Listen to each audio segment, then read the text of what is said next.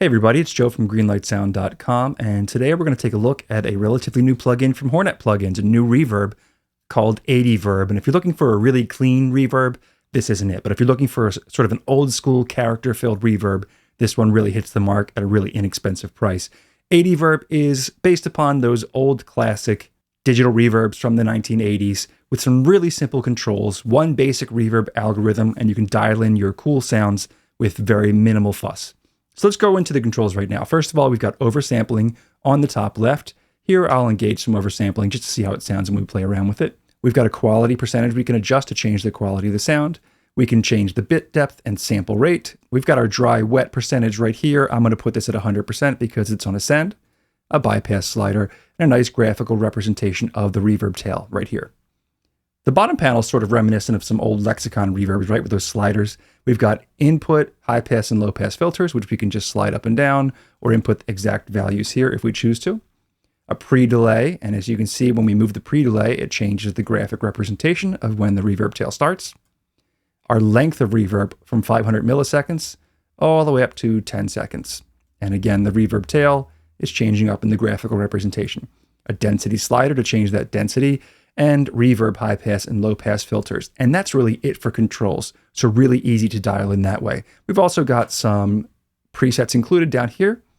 For now, I'm not going to play with the presets. Instead, I'm going to dive right in on kick drum. I'm going to bring that length down for sure for a kick drum part. Pre-delay seems pretty good for now. Right now, I'm going to start with the reverb solid up, but the fader all the way down. So no reverb in. Here's just the kick drum dry.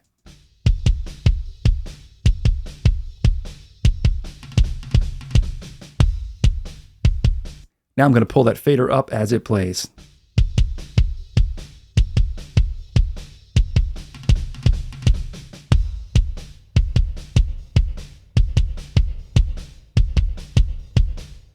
It's a bit much pre-delay. Let me bring that down a little bit.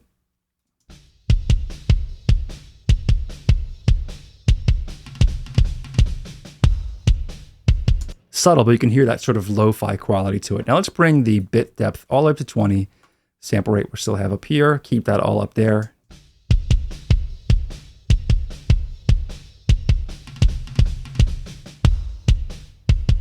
I'll bring that quality down a bit.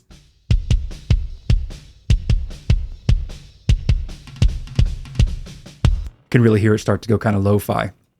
Let's bring that oversampling all up to 4 times.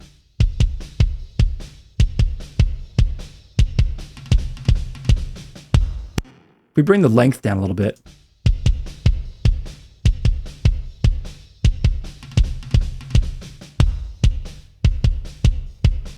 Now a little bit longer length, though I would really never use this on kick drum.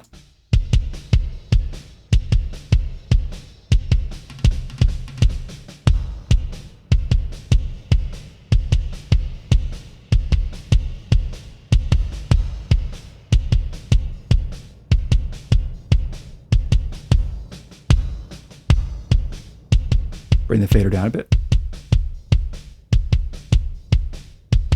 So I had that volume level up much higher than I would in an actual mix, just so you can kind of hear how the reverb sounds. But you can hear this sort of grainy, lo-fi, old school digital style to this reverb, which is really nice in some situations. Let's try it out on snare drum now. So here is the snare drum by itself, no reverb engaged.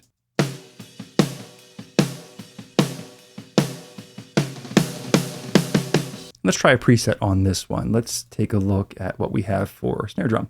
Let's do small room, concrete, and I'll bring this fader up as it plays.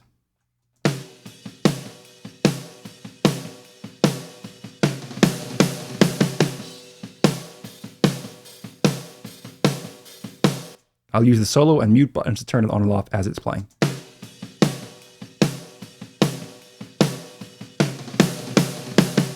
Really nice sense of space on the snare drum there. How about a different preset here? Let's go with a dark, large room.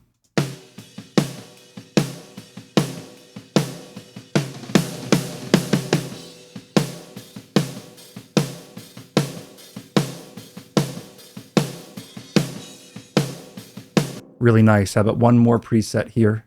Let's go for a drum plate on this one. We're going to put our 100% dry wet mix. And here we go.